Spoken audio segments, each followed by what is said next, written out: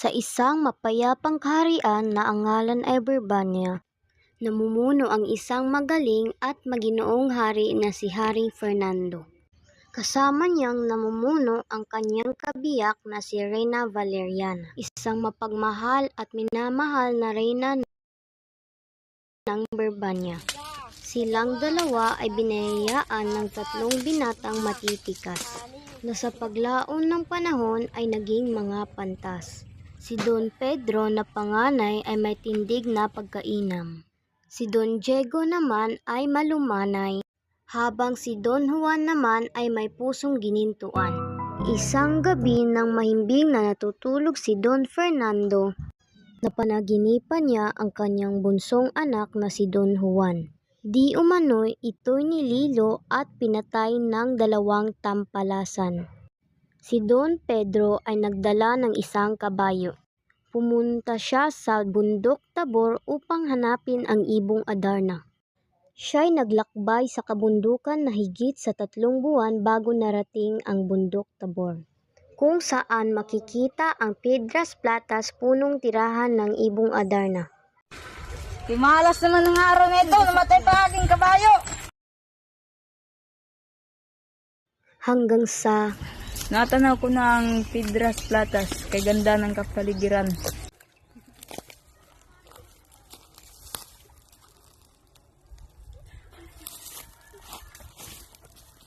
dumating ang ibong Adarna at nagsimulang umawit. Ang sikat sa silanganan, ang hangin kalitong sa angin, ito ay abaw, agos di man mapanlaw.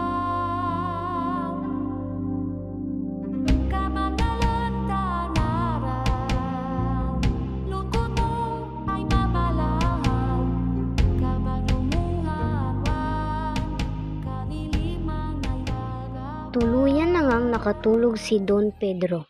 Pagkatapos umawit ng ibong Adarna ay may ugali itong magbawas. Si Don Pedro ay napatakan ng dumi at tuluyan na itong naging bato.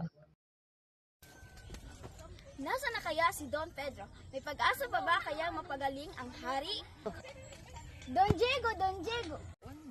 Kay tagal nang nawawala ang iyong nakakatandang kapatid. Panahon na na ikaw ay pumunta sa bundok ng Tabor para hanapin ang iyong kapatid at ang manggagamot sa iyong kapatid. Hindi ko kayo bibiguin, kayang-kaya ko ito. Si Don Diego ay tuluyan nang pumunta sa bundok Tabor at hindi ito nagpaalam sa kanyang mga magulang. Inabot ng 5 buwan si Don Diego upang makapunta sa patutunguhan. Inabot pa ng ilang oras bago makapunta sa kanyang hinahanap. Ano bang laking hiwaga, ang ganda nakakaakit sa mata. Malalim na ang gabi, ako'y magpapahinga muna.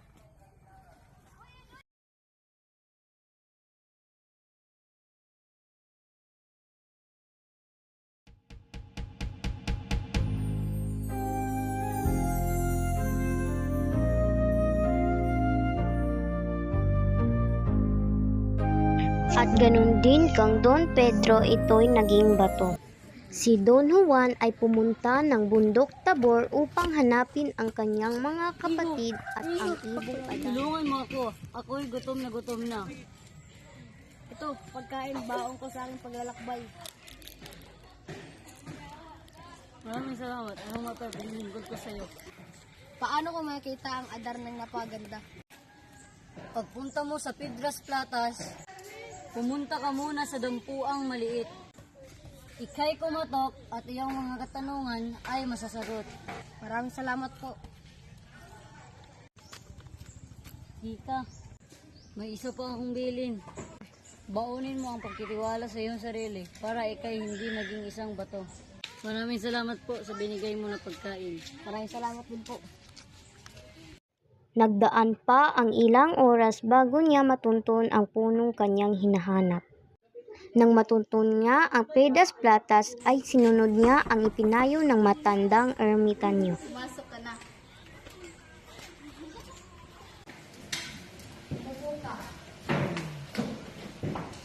Ano bang may paglilingkod ko sa iyo? May isang ermitanyo nagsabi sa akin na ako'y pumarito. Don Juan, ang mahiwagang ibon ay wala pang kasing makakaalam. Sa dami-dami ng sumubok kalabanin ng ibong Adarna, lahat sila ay nabigo. Gagawin ko ang lahat anong araw sa aking ama. Nang sa gayon, pumunta ka sa ginito ang punong kahoy sa Pedras Platas nakatira ang ibong Adarna. Ito, panapunin itong alok mo. Yan ang 7 biyak na gagamitin mo sa pag-awit ng ibon.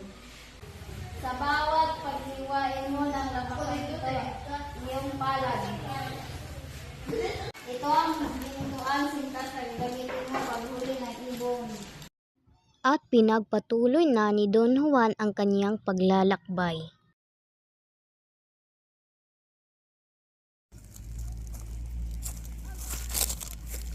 Nandito ng ibong Adarna.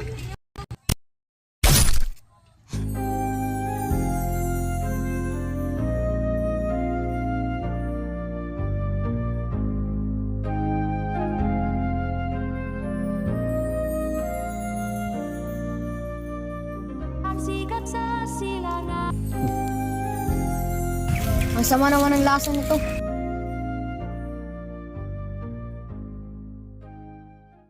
Maraming salamat, kami ay iyong niligtas.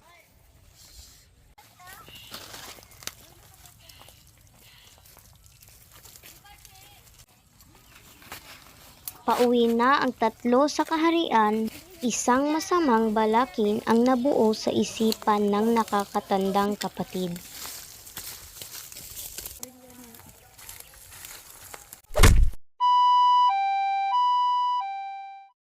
Ipinagpatuloy ng dalawang magkakapatid na sakim ang kanilang paglalakbay.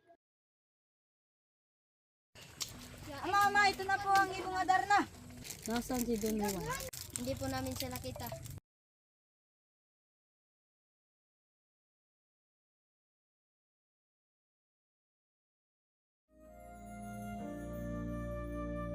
Ang sikat sa silanganan. Ang hangin kalipong sa angling nito ay abaw. Agos di Juan mapan. Mahal, ano na ngayon ang pakiramdam mo? Hayaan magamotin kita. Salamat po. Pagkatapos bumaba ni Don Juan sa balon ay namangha siya dahil sa kagandahan ng kapaligiran, lalo na sa ganda ni Doña Juana. Umahal na prinsesa, ang iyong ganda ay nakakasilaw. Gusto kong iparamdam ang tunay kong pagmamahal. Tanggapin mo ang aking puso. Puso yan na naglaho ay nagtaksil ka sa akin. Hindi kita pagtataksilan sapagkat ikaw ang aking buhay. Meron isang higanting nagbabanti sa akin. Kailangan mo siyang mapatalo para ko ay mapasa iyo. Kung gayon gagawin ko ang lahat para sa iyo.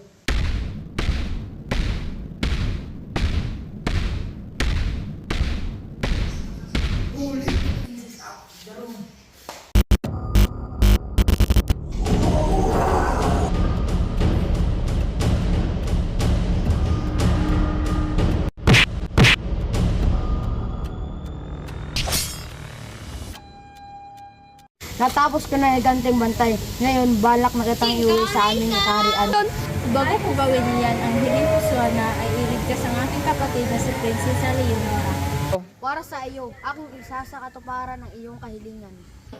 Leonora. Sino ka ba at ano ang iyong kailangan? Ginoo. Iyong tulungan. Nais ko sanang pumunta sa Reinos de los Cristales at hindi ko alam kung saan ito naroroon. Puntahan ay nasa ika-7 hanay. Ito ay pakita mo sa kanya. Maraming salamat po. Oh, Ginoo, umalis ka rito, layuan mo ako, hindi ako tumakatanggap ng sanira. Bibigay ako sa inyo. Ako'y nagagala na nakita ang barong na ito. Ako si Don Juan, anak ako ni Haring Fernando na mula sa Arian ng Berbanya. Ako nga rin si Doña Maria, anak ng Haring Salerno. Georgie, naman na! Mahal na hari, ako po si Don Juan, nanggaling sa Arian ng Berbanya. Meron akong 3 hamon para mapasayo ang aking anak na si Maria Blanca.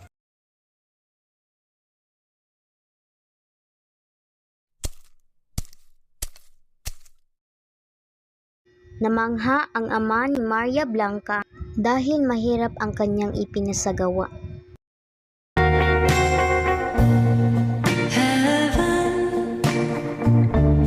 When I held you again, how could we ever just be friends? I would rather die than let you go. Juliet to your Romeo.